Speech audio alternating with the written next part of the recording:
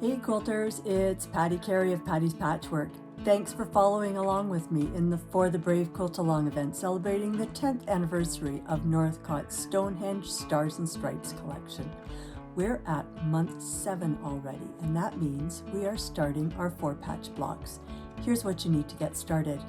For our 4-patch applique blocks, we are going to need the pieces of our E2 along with fabrics B, H, I, K, and fabric M, our label fabric.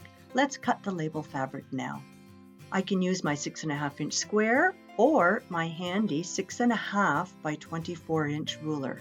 I'm going to center the block motif in the 6.5 inches and cut along both edges of my ruler. Then I turn my ruler and again center the motif in the 6.5 inches and cut along the remaining edges to cut out each block. I'm going to need 16 of these, plus 1 for my label for my quilt. With the 6.5 inch ruler, I do the same thing. We've previously cut fabric K for block 4. I'm going to square up the top edge and align that squared up edge with a vertical line printed on my fabric to cut my 45 degree to cut my bias binding for this quilt. I trim off just a sliver of that folded edge. This is a quick way for me to make that 45 degree cut. Once I've got that, I'm going to fold my fabric so that I've lined up the cut edges, and I'm going to align that bias cut edge on a vertical line on my mat to cut my bias strips before I cut out my heart appliques. I'm not going to use all of this fabric. I need 305 inches of binding. So as I cut my strips, I'm going to keep track of how much I have, and I'm going to reserve the scraps for my heart appliques.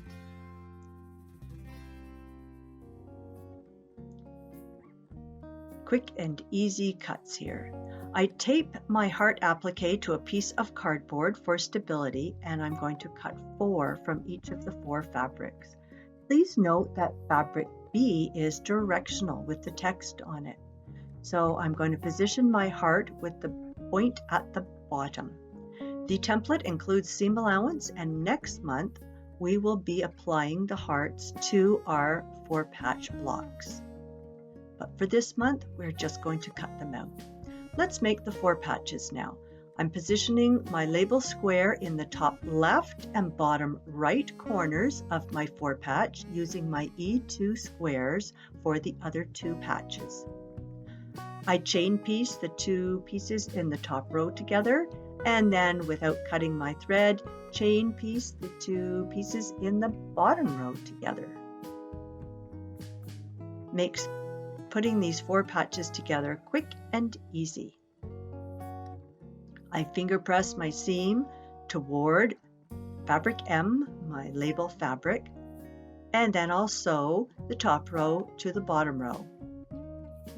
I will keep the patches aligned at both ends of my seam, and I'll also nest the seams at the center intersection where the label squares meet. I'm going to make 4 blocks that look just like this, with the label in the top left and bottom right.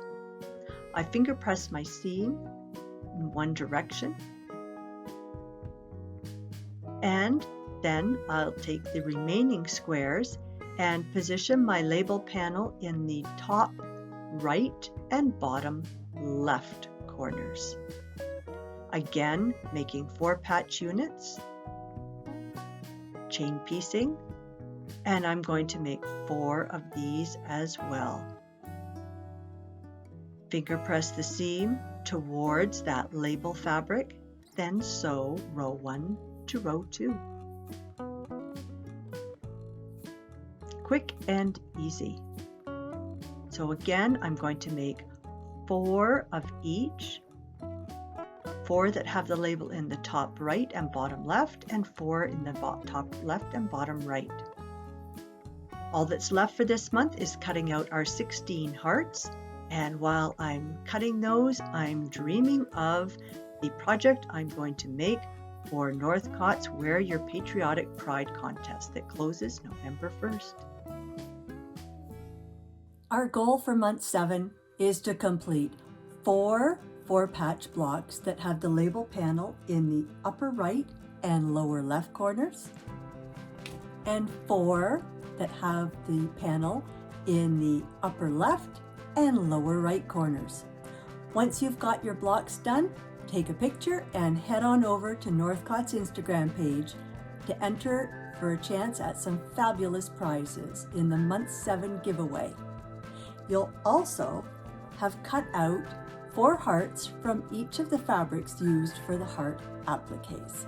That's 4 of each fabric, so you'll have 16 hearts.